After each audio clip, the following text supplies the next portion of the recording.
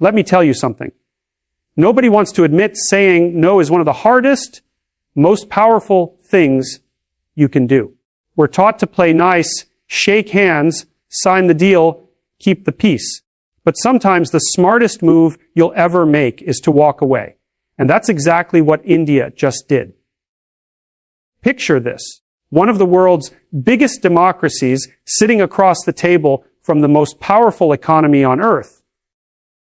Papers on the table, billions on the line, and India says no thanks. Not because it's reckless, but because it's ready. This isn't just a headline. This is history. And in the next few minutes, I'm going to break down exactly why India's decision to walk away from a U.S. trade deal is a bold, brilliant, world-shifting move, and why it matters more than you think. Let's dive in. India didn't back down, it stood up. And that matters more than you think. Most people assume that when a country like the United States comes knocking with a trade deal, you say yes.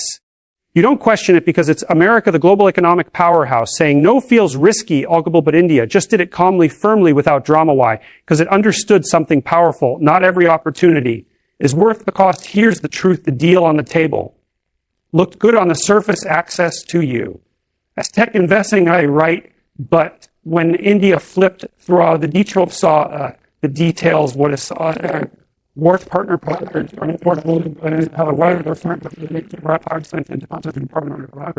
it was pressure hidden inside the terms were strings demands to open up Indian agriculture to U.S. to relax FCC laws, to reduce tariffs that protect million jobs, that not trap India that deal and said we want grow, but if it means surrendering control of our food systems, our tech, our people's what real leadership look at this isn't about an ego.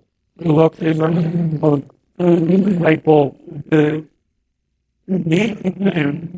it's about sovereignty. It's about knowing your value and refusing to compromise your long-term vision for short-term applause.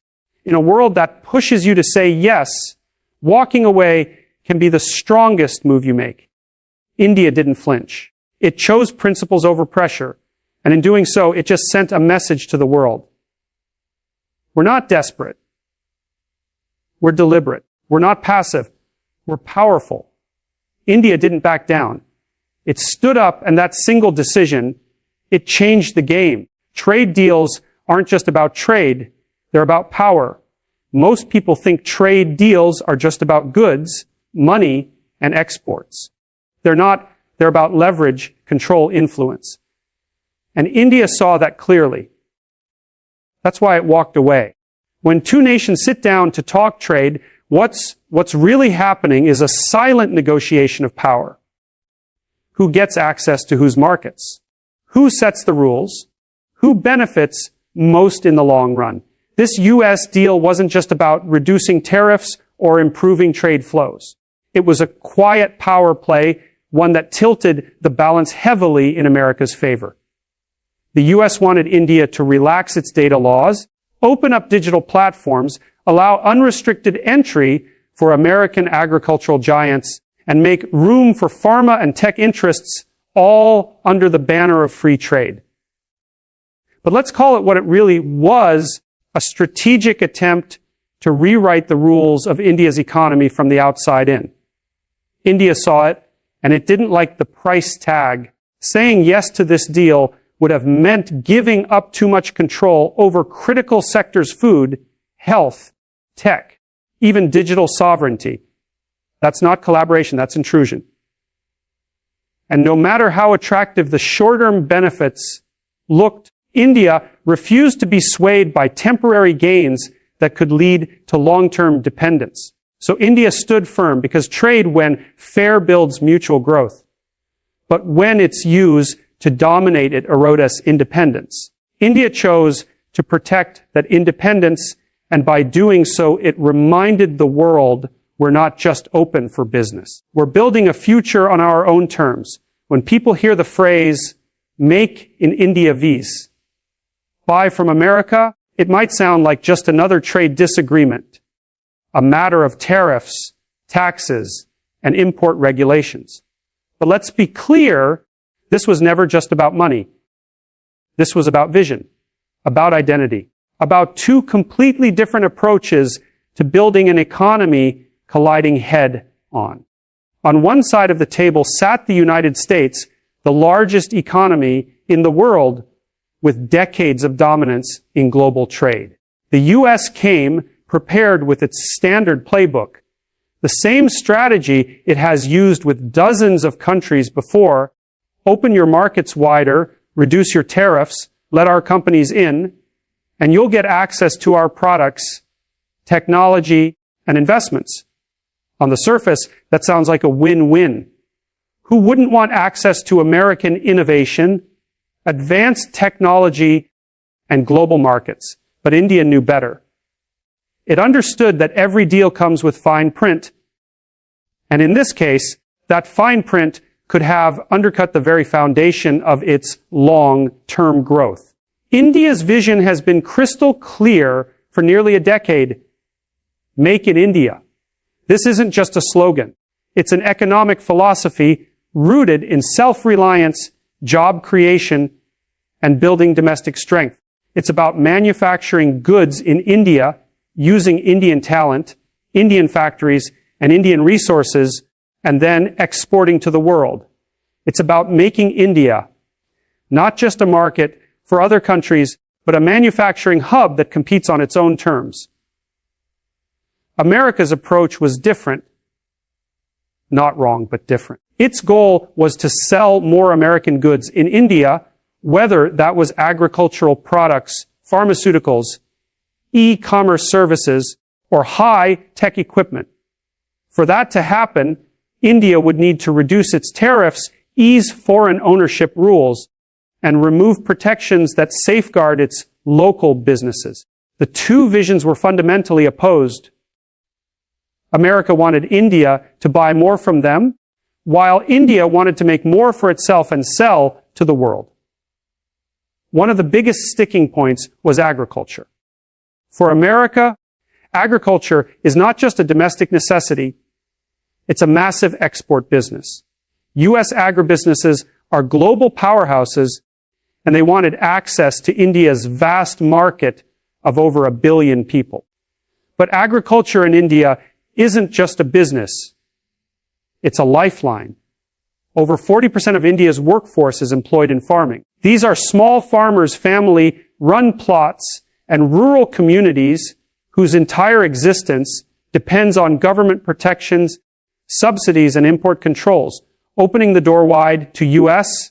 agricultural imports would have meant cheaper foreign products, flooding Indian markets, making it nearly impossible for local farmers to compete. And when farmers in India lose their livelihoods, it's not just an economic issue, it's a social crisis. India knew this. It knew that saying yes to America's demands in agriculture might please foreign investors, but it would devastate millions of its own people. That's not leadership. That's surrender. Then there was the matter of e-commerce and technology. The U.S. wanted India to open up its digital economy to American giants without the restrictions India has been putting in place in recent years. India's approach has been to ensure that foreign platforms like Amazon, Walmart, Owned, Flipkart, and others operate under rules that protect small Indian retailers and ensure local data remains under Indian jurisdiction. The U.S. pushed back, arguing for free and open digital trade. But in reality, that would have meant American companies gaining unchecked access to Indian consumer data, controlling market prices, and sidelining domestic competitors. India didn't want its digital economy to become dependent on foreign platforms. The country understands that data is the new oil, and whoever controls the data controls the future. The pharmaceutical industry was another battleground. America wanted fewer restrictions on U.S. pharmaceutical exports and stronger intellectual property protections. Now here's the thing, India is known as the pharmacy of the world. because it produces affordable, generic medicines for millions globally. If India agreed to America's demands, it could have meant higher drug prices domestically and reduced ability to export affordable medicines, all to protect the profit margins of a handful of multinational corporations. For a country that prides itself on being a lifeline for healthcare in the developing world, that was unacceptable. To some, walking away from a deal with the U.S. looks like a risky move. But in reality, it was calculated. India understood that short-term access to American goods and investments wasn't worth sacrificing the independence of its agriculture, tech, manufacturing, and healthcare sectors. Saying no wasn't a rejection of trade, it was a rejection of dependence. It was a signal that India is not willing to compromise its long-term vision. A vision where Indian workers, Indian companies, and Indian innovations stand tall on the global stage. For decades, countries like India were treated as giant consumer markets, places where foreign companies could sell their goods, expand their customer base, and drive profits back home. But Make in India flips that narrative. It says, we're not just a market, we're a maker. We're here to create, to innovate, to manufacture, and to export. When India refused to abandon its Make in India goals for the sake of the Buy from America model, it wasn't just protecting its economy. It was rewriting the global economic script.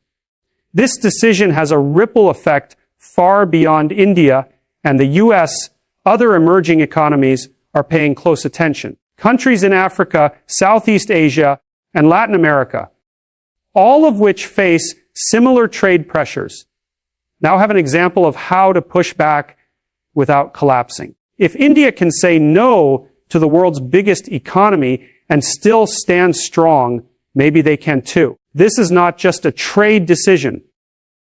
It's a lesson in economic self-respect. Make in India is not about shutting the world out. It's about entering the global arena as a player, not just a customer. It's about making sure that when trade happens, it happens on equal terms. The Buy from America model is designed to maximize American exports and influence. Nothing inherently wrong with that, but it's not compatible with India's goal of becoming a manufacturing superpower. By sticking to its guns, India made it clear, we will trade, we will cooperate, but not at the cost of our farmers, our industries, or our sovereignty. This wasn't just a failed deal. It was a defining moment. Two visions met, and instead of bending, India stood firm. The U.S. wanted India to be a bigger buyer. India wanted to be a bigger maker. And in that moment, India chose itself, because the future doesn't belong to countries that buy the most. It belongs to those who build the most. And Make in India is about building not just products, but pride, resilience, and independence that can last for generations. The rise of a new global player. When a country walks away from a deal with the world's most powerful economy, it sends a message loud and clear. India didn't just decline a trade agreement. It made a global statement. We're not just participating anymore. We're leading. This wasn't a tantrum or a power play. It was confident, calculated move by a country that knows exactly where it's headed. For decades, India was seen as a rising player, a big market, a developing economy, a future potential. But this moment changed that, because only strong nations walk away from deals that don't align with their vision. Only rising powers choose long-term independence over short-term gains. That's exactly what India just did. By refusing to bend to external pressure, India showed the world it won't be pushed into unfair compromises. It will cooperate, but on terms that benefit its people, its industries, and its future. That's a powerful shift. It moves India from the developing category to a serious global force. one that has the confidence to say no. And let's be clear, this isn't anti-America. This is pro-India. It's about setting boundaries. It's about refusing to be boxed in by someone else's agenda. It's about playing the long game because India knows something very simple, but very important. Real power isn't in signing every deal.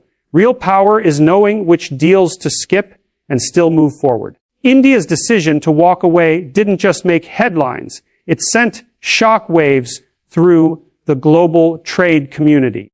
Because when a country of India's size and influence says no, it gives permission to others to do the same. This wasn't just about India and the US. This was about the whole developing world realizing that they too have a voice and the right to use it. For years, many nations have felt trapped in lopsided trade agreements, pushed to open their markets, lower their standards, and give up protections in the name of globalization. They signed out of fear, out of economic pressure, or simply because they didn't feel they had a choice. But now, India just showed them a different path, a path of assertiveness, a path of self-respect. Other countries are watching closely, smaller economies in Asia, Africa, and Latin America. Nations that have long been on the receiving end of aggressive trade negotiations are starting to realize they can negotiate harder. They can question the terms. They can demand fairness, because if India can walk away from a deal with the US and still hold its ground, why can't they? This is the domino effect. It's not just economic, it's psychological. India has shifted the mindset from we must comply to we can choose. That's powerful. That changes the global equation. Trade will continue. Deals will be made. But the dynamics are shifting. No longer is it about what the major powers want. It's about what each nation needs and what they're willing to stand for. India's move didn't close a door. It opened 100 more for others to follow. India didn't walk away to make a scene. It walked away because it believes in itself fully, unapologetically, and strategically. That's the real story. This isn't about rejecting partnership. It's about choosing the right path to self-reliance. At the heart of this decision is one simple idea.